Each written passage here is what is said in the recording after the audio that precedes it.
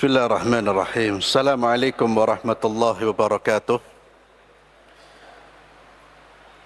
Innal hamdalillah nahmaduhu wa nasta'inuhu wa nastaghfiruh wa na'udzu billahi min shururi anfusina wa min sayyiati a'malina. May yahdihillahu fala mudilla lahu wa man yudlil fala hadiya lahu. وأشهد أن لا إله إلا الله وحده لا شريك له وأشهد أن محمدا عبده ورسوله لا نبي بعده وبعد. Para hadirin jamaah Masjid Al-Irsyad yang saya muliakan, di antara pembahasan yang dibahas dalam kajian akidah yaitu pembahasan terkait dengan masalah syafaat. Pembahasan yang membahas tentang syafaat dikaji dan dipelajari dalam buku-buku akidah, karena dalam masalah ini ada beberapa kelompok yang menolak adanya syafaat di hari kiamat. Di antaranya adalah kelompok Mu'tazilah. Padahal hadis yang terkait dengan syafaat ini hadisnya sahih, yang seharusnya sikap seorang mukmin adalah mengimaninya, meyakininya. Syafaat adalah doa. Syafaat yaitu meminta untuk kepentingan orang lain kepada Allah di akhirat. Ini yang dimaksud pembahasan syafaat dalam bab akidah. Meminta untuk kepentingan orang lain kepada Allah Subhanahu wa taala di akhirat. Seseorang meminta kepada Allah untuk kepentingan orang lain. Orang yang meminta kepada Allah berarti dia memberi syafaat atau dia meminta syafaat.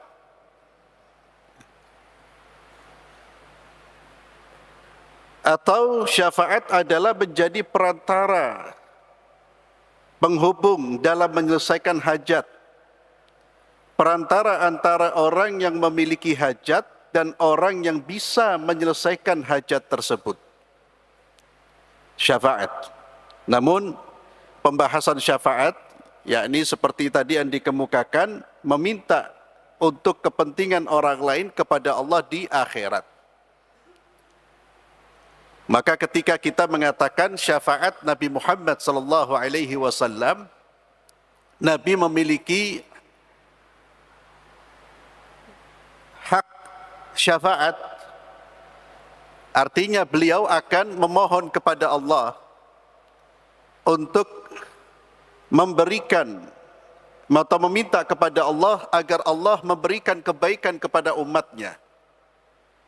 Nabi memohon kepada Allah Azza wa Jalla, yang nantinya akan kita baca beberapa syafaat baginda Muhammad sallallahu alaihi wasallam. Dilihat dari ditetapkan atau tidaknya syafaat ini, para ulama menjadi membagi dua, syafaat manfiyah dan syafaat muthbata. Syafaat manfiyah adalah syafaat yang dinafikan, yaitu syafaat yang terjadi tanpa izin dari Allah Subhanahu wa taala. Jikalau Allah tidak mengizinkan seseorang menerima syafaat, atau Allah tidak mengizinkan seseorang untuk memberi syafaat, maka syafaat tersebut tidak akan terjadi. Artinya apa? Syafaat itu adalah pemberian Allah. Orang yang bisa memberi syafaat adalah orang yang dipilih oleh Allah. Dan orang yang bisa menerima syafaat pun adalah orang yang diridai oleh Allah untuk menerima syafaat. Oleh karena itu, ketika kita mengharapkan syafaat baik dari Rasulullah sallallahu alaihi wasallam ataupun syafaat dari kaum muslimin, karena nanti orang Islam juga bisa memberi syafaat, maka ketika kita mengharapkan semua syafaat itu, hendaknya kita mengharapkan dan meminta kepada siapa? Allah Azza wa Jalla. Bukan meminta kepada makhluk-makhluk Allah subhanahu wa ta'ala. Karena yang menentukan siapa yang memberi syafaat dan menerima syafaat, Allah Azza wa Jalla.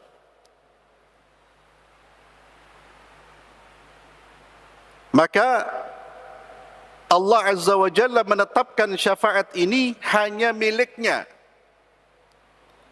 Merupakan hak prerogatif Allah subhanahu wa ta'ala. Allah Azza wa Jalla menyebutkan di dalam surat Az-Zumar ayat 44, A'udzu billahi minasyaitonir rajim, Qul lillahi syafa'atu jami'a. Katakanlah hanya kepunyaan Allah syafaat itu semua. Lahu mulkus samawati wal ard, thumma ilaihi turja'un. Kepunyaannya kerajaan langit dan bumi. Kemudian kepada Allah kalian semua akan dikembalikan. Jadi ayat ini menegaskan bahawa syafaat itu milik siapa? Allah subhanahu wa ta'ala. Oleh karena itu mintalah syafaat, berharaplah syafaat kepada Allah. Kita mohon syafaat baginda Muhammad sallallahu alaihi wasallam agar Nabi Muhammad memberikan syafaat kepada kita. Kemana kita meminta? Kepada Allah. Kita mohon kepada Allah, ya Allah, anugerahkan kepadaku syafaat baginda Muhammad sallallahu alaihi wasallam.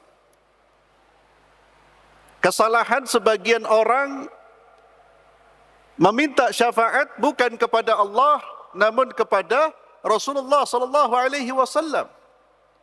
Ya Rasulullah, berikan syafaat kepadaku. Ini sebuah kesalahan, bahkan kesalahan yang fatal. Karena dia berdoa kepada selain Allah Azza wa Jalla. Minta kepada Allah.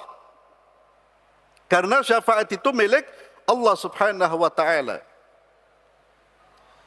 Allah Azza wa Jalla berfirman di dalam surat Al-Anbiya ayat 28. وَلَا يَشْفَعُونَ إِلَّا لِمَنِ ارْتَضَى.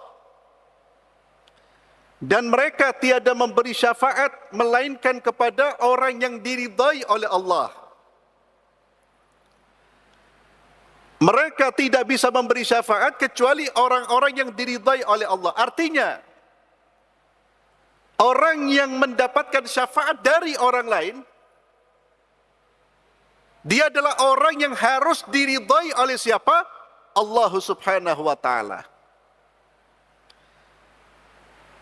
Allah Azza wa Jalla juga berfirman di dalam surat An-Najm ayat 26. Wa kam min malakin fis samawati la tughni syafa'atuhum syai'an illa min ba'di an ya'dhana Allahu liman yasha'u wa yarda. Dan berapa banyak malaikat di langit, berapa banyak malaikat di langit, syafaat mereka sedikit pun tidak berguna kecuali sesudah Allah mengizinkan bagi orang yang dikehendaki dan diridai oleh Allah. Kita tahu malaikat adalah makhluk yang mulia. La ya'sunallaha ma amarahum wa yaf'aluna ma yu'marun. Mereka tidak pernah sedikit pun durhaka kepada Allah. Mereka selalu mengerjakan apa yang diperintahkan oleh Allah. Namun mereka tidak punya daya untuk memberi syafaat kecuali ketika Allah mengizinkan bagi siapa yang dikehendaki oleh Allah dan diridai oleh Allah subhanahu wa ta'ala. Dalam surat Saba, Allah juga berfirman, وَلَا تَنْفَعُ الشَّفَاعَةُ إِنْدَهُ إِلَّا لِمَنْ أَذِنَ لَهُ. Dan tiadalah berguna syafaat di sisi Allah melainkan bagi orang yang telah diizinkannya memperoleh syafaat itu. Ma'asyiral muslimin, ayat-ayat ini menegaskan akan prinsip yang harus kita imani, yang harus kita yakini, bahwa syafaat itu milik siapa? Allah.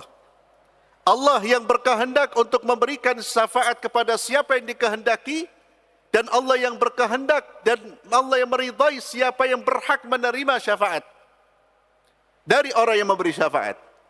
Semuanya kembali kepada Allah. Orang-orang musyrik, mereka beribadah kepada selain Allah, membuat berhala-berhala dengan anggapan apa? Berhala-berhala itu yang nanti akan memberi syafaat kepada mereka. Kesesatan berfikir dari mereka.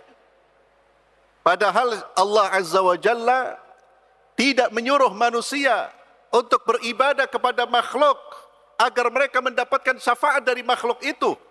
Karena syafaat bukan milik makhluk, milik siapa? Allah Azza wa Jalla. Ketika seseorang meyakini bahwa syafaat milik makhluk, dia akan menyembah makhluk tersebut. Ma'asyiral muslimin, Nabi kita Muhammad sallallahu alaihi wasallam pernah ditanya oleh Abu Hurairah radhiyallahu tabaraka wa ta'ala an, "Ya Rasulullah, man as'adun nasi bi syafa'atika yaumal qiyamah?" Wahai Rasulullah, siapakah orang yang paling bahagia mendapatkan syafaatmu pada hari kiamat?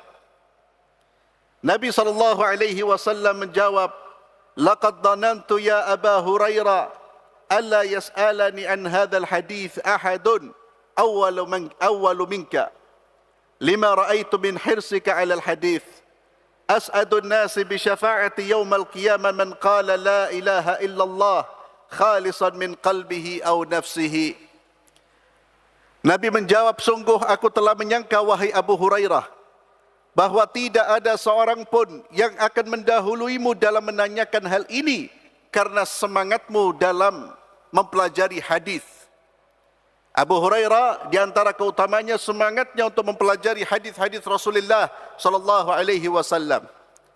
Sehingga beliau selalu menemani Nabi walaupun usia keislaman beliau atau usia pertemanan beliau dengan Rasulullah tidak seperti usia pertemanan para sahabat-sahabat yang lain, namun beliau termasuk sahabat yang paling banyak meriwayatkan hadis Rasulullah SAW. Kenapa? Karena Abu Hurairah terus menemani Nabi.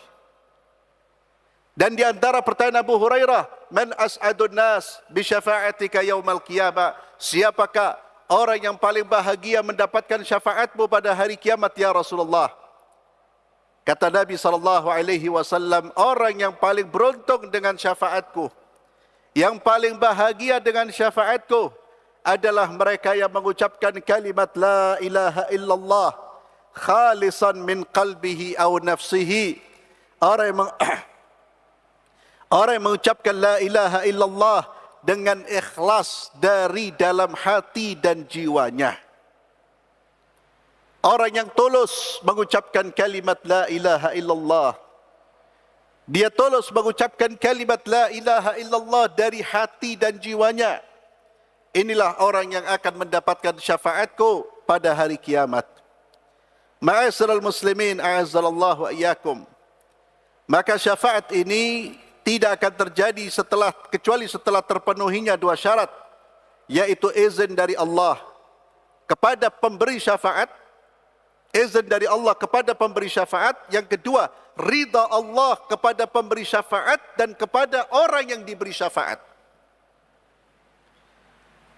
Maka orang-orang musyrik dan orang-orang yang belum beriman, orang-orang kafir tidak akan pernah mendapatkan syafaat karena Allah tidak akan pernah meridai kesyirikan dan kekafiran mereka. Allah Azza wa Jalla berfirman di dalam surat Ghafir ayat 18, "Ma lidh-dhalimin min hamimi wala syafi'in yuta'." Orang-orang yang zalim tidak mempunyai teman setia seorang pun dan tidak pula mempunyai seorang pemberi syafaat yang diterima syafaatnya. Maka tidak mungkin orang-orang yang tidak beriman mendapatkan syafaat karena Allah tidak ridha selama-lamanya terhadap orang-orang yang menyekutukan Allah. Allah hanya akan memberi syafaat kepada orang-orang yang mentauhidkan Allah, mengesahkan Allah Azza wa Jalla. Maka ikhwani fillah, kalau kita memahami bahawa syafaat ini adalah milik Allah, dan Allah tidak akan memberikan syafaat kecuali kepada orang yang diizinkan oleh Allah untuk memberi syafaat, dan ridhanya Allah kepada pemberi syafaat dan kepada orang yang diberi syafaat. Maka hendaknya kita memperhatikan apa-apa yang bisa mendatangkan syafaat, dan hendaknya kita senantiasa meminta kepada Allah, memohon kepada Allah Subhanahu wa taala untuk diberi syafaat dan mendapatkan syafaat di hari kiamat. Ma'asyiral muslimin, syafaat itu menurut jika melihat hadis Nabi Muhammad sallallahu alaihi wasallam, itu ada beberapa model, ada beberapa bentuk syafaat. Ada yang syafaat itu milik Nabi Muhammad sallallahu alaihi wasallam, artinya pemberi syafaatnya hanya baginda Muhammad sallallahu alaihi wasallam. Ada syafaat yang diberikan oleh Nabi dan juga oleh orang-orang beriman. Bahkan ada syafaat yang terkait dengan amal-amal saleh, yakni amal-amal saleh itu akan memberi syafaat kepada kita. 3 macam syafaat yang khusus dimiliki oleh baginda Muhammad sallallahu alaihi wasallam. Yang pertama adalah syafaat bagi manusia ketika di padang mahsyar, dengan memohon kepada Allah agar segera memberikan keputusan hukum bagi mereka. Ini syafaat yang hanya diberikan Allah kepada Nabi Muhammad sallallahu alaihi wasallam. Hadisnya panjang sekali terkait dengan kondisi manusia yang mana mereka merasakan kesusahan di padang mahsyar. Mereka minta segera diberi keputusan. Mereka mendatangi satu persatu para nabi, dan para nabi malu untuk datang kepada Allah, meminta kepada Allah, sampai mereka datang kepada Nabi Muhammad sallallahu alaihi wasallam. Kemudian Nabi Muhammad sallallahu alaihi wasallam datang meminta kepada Allah. Allah pun mengatakan, sal, mintalah.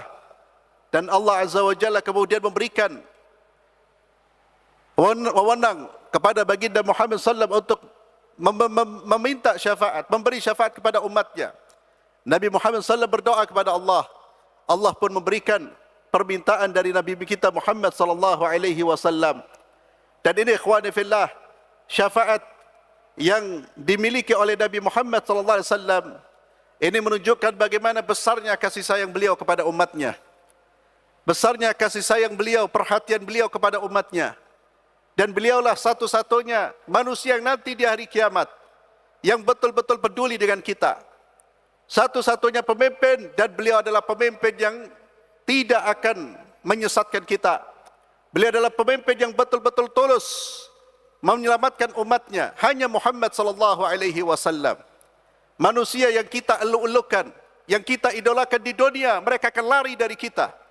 Dan kebanyakan yang kita elok-elokkan terkadang mereka hanya mengambil manfaat dari kita. Tidak demikian dengan baginda Muhammad sallallahu alaihi wasallam. Maka orang yang membaca hadis tentang syafaat beliau seharusnya malu ketika dia mengabaikan sunnah-sunnah Rasulullah. Seharusnya malu ketika dia mengabaikan ajaran-ajaran Rasulullah sallallahu alaihi wasallam. Rasulullah yang membela dia, memperhatikan kita. Lalu kita abaikan ajaran Rasulullah Muhammad sallallahu alaihi wasallam. Tidak kita pelajari, tidak kita amalkan. Bahkan kita beralih kepada pendapat-pendapat manusia.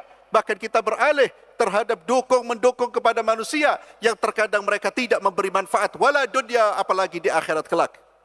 Muhammad sallallahu alaihi wasallam, beliau yang akan terus mengatakan ummati ummati, ya Allah selamatkan umatku, selamatkan umatku. Lalu apa respon kita terhadap kebaikan Nabi Muhammad sallallahu alaihi wasallam? Demikian pula syafaat yang khusus bagi beliau adalah syafaat bagi calon penghuni syurga untuk bisa masuk syurga. Dan yang ketiga adalah syafaat yang khusus bagi beliau adalah syafaat bagi pamannya Abu Talib untuk mendapatkan keringanan azab. Dan ini adalah pengecualian dari orang-orang kafir yang pada umumnya, pada asalnya mereka tidak berhak mendapatkan syafaat. Hanya dikecualikan satu orang, yaitu paman beliau Abu Talib, yakni diringankan azabnya oleh Allah Subhanahu wa taala. Kemudian ma'asyiral muslimin, sebagaimana disebutkan di dalam hadis-hadis yang sahih. Kemudian ma'asyiral muslimin, ada 5 macam syafaat yang dilakukan oleh Nabi Muhammad sallallahu alaihi wasallam maupun para pemberi syafaat lainnya. Yakni syafaat ini diberikan oleh Nabi dan juga selain Nabi. Yaitu syafaat bagi penduduk surga untuk mendapatkan tingkatan surga yang lebih tinggi dari sebelumnya. Ini termasuk salah satu bagian syafaat. Artinya seseorang mendapatkan syafaat, dia sudah masuk surga, dia mendapatkan syafaat untuk menempati syurga yang lebih tinggi. Dan syafaat itu bisa dari Rasulullah SAW maupun bisa dari orang-orang beriman. Dan di antara ya ikhwani fillah, syafaat seperti ini bisa dilakukan oleh anak-anak yang saleh kepada orang tuanya. Anak-anak yang saleh kepada orang tuanya. Ada orang tua yang diangkat derajatnya oleh Allah. Ketika ditanya, apa yang menyebabkan dia terangkat? Karena istighfar anak-anakmu yang beristighfar memohonkan ampunan untukmu. Oleh karena itu, seorang muslim yang ingin berbakti kepada orang tuanya, ingin memberikan manfaat kepada orang tuanya, jadilah anak yang saleh. Itu manfaat terbesar. Cara berbakti yang terbaik adalah mensalehkan diri kita dan terus mendoakan orang tua kita. Itu cara terbaik dan itulah yang menggembirakan orang tua kita di alam barzakh. Kita kaya belum tentu mereka gembira. Kita sukses belum tentu mereka gembira, apalagi kita jauh dari Allah. Namun ketika kita menjadi hamba Allah yang saleh, lalu kita berdoa, Rabbighfirli wali walidayya, wallahi itu hal yang paling menyejukkan bagi mereka, yang paling menggembirakan bagi mereka. Oleh karena itu saya katakan, siapa yang mengaku cinta kepada orang tuanya, maka janganlah dia bertindak durhaka kepada Allah, karena itu akan membuat beban bagi orang tuanya. Jadilah anak yang saleh. Nabi SAW bersabda, "Idza mata ibnu Adam inqata 'amalu illa min thalath." Jika anak Adam meninggal dunia, terputus seluruh amalnya kecuali dari 3 amal perbuatan. Di antaranya waladun salih yad'ulah, anak saleh yang mendoakan orang tuanya. Kemudian ada syafaat bagi mereka yang seimbang antara amal saleh dengan amal buruknya. Lalu mereka diberi syafaat untuk masuk syurga, seimbang amal saleh dan amal keburukannya. Ada syafaat bagi mereka yang amal buruknya lebih berat dibandingkan dengan amal salehnya untuk masuk syurga. Seharusnya mereka masuk neraka, tapi ketika mendapatkan syafaat, mereka pun dimasukkan ke dalam syurga. Ada syafaat bagi pelaku dosa besar yang telah masuk neraka untuk berpindah ke syurga. Ada syafaat untuk masuk syurga tanpa hisab dan tanpa azab. Ini diantara bentuk-bentuk syafaat yang kita imani. Kenapa? Karena ada dalil-dalil yang menyebutkan hal itu di dalam hadis-hadis Rasulullah sallallahu alaihi wasallam. Sebagian kelompok yang saya sebutkan tadi, dan mereka bukan kelompok ahli sunnah, yaitu kelompok Mu'tazilah, Khawarij, mereka mengatakan tidak ada syafaat bagi pelaku dosa besar. Ini menyisihi hadis-hadis baginda Muhammad sallallahu alaihi wasallam. Di antara ya ikhwani fillah azzallahu ayyakum, syafaat yang disebutkan di dalam hadis yang sahih adalah syafaat dari orang-orang beriman. Syafaat dari orang-orang beriman. Dia memberikan syafaat kepada kawan-kawannya. Ketika orang-orang beriman, sebagian dari mereka masuk ke dalam syurga, dia melihat kawan-kawan yang dulu salat bersamanya, yang dulu beribadah kepadanya, ya Allah, di mana si fulan? Di mana si fulan? Ternyata kawannya di dalam api neraka. Maka kawan ini meminta kepada Allah, ya Allah keluarkan. Dan Allah kabulkan. Allah kabulkan. Ini di antara faedah kita berteman dengan orang-orang saleh. Faedah berteman dengan orang-orang baik. Oleh karena itu Al-Imam Hasan Al-Basri rahimahullah mengatakan, perbanyaklah kawan-kawan yang saleh. Walaupun kita tentunya tidak berharap masuk neraka terlebih dahulu. Na'udzubillah, nas'alullah al-afiyah wa salamah. Namun ikhwani fillah, sejelek-jeleknya orang, jika dia mendapatkan syafaat dari kawannya, maka itu adalah keberuntungan. Berbeda ikhwani fillah dengan kawan-kawan yang tidak baik, kawan-kawan yang tidak saleh, justru di hari kiamat mereka akan saling menjerumuskan. Di dunia mereka akrab, di dunia mereka tertawa bersama, di dunia mereka bersenang-senang bersama, bahkan sedih bersama. Di akhirat mereka akan saling menjerumuskan jikalau perkawanan mereka di dunia tidak dilandasi takwa, tidak dilandasi dengan keimanan kepada Allah Subhanahu wa taala. Ikhwani fillah azallahu ayyakum, demikian pula terkait dengan syafaat ini ada amal-amal yang bisa memberikan syafaat. Nabi sallallahu menyebutkan puasa bisa memberikan syafaat bagi pemiliknya. Quran juga bisa memberikan syafaat bagi pemiliknya. Nabi Muhammad sallallahu bersabda, "Iqra'ul Quran fa innahu ya'ti yaumal qiyamah syafi'an li ashabihi." Bacalah Al-Quran karena dia akan memberikan syafaat bagi pembacanya di hari kiamat. Ahlul Quran, orang yang akrab dengan Al-Quran. Tentu yang dimaksud Ahlul Quran bukan hanya sekedar banyak membaca, tapi Ahlul Quran adalah orang yang membaca dan mengamalkan isinya. Quran akan memberikan syafaat. Maka tidak ada bacaan yang bermanfaat buat kita selain Al-Quranul Karim. Tumbuhkan rasa cinta kepada Al-Quran, agar Al-Quran menjadi teman yang menggembirakan di tatkala kita di alam barzakh, tatkala kita dibangkitkan. Jauhilah hal-hal yang memalingkan kita dari Al-Quran. Ma'asyiral muslimin, a'azzallahu wa iyyakum.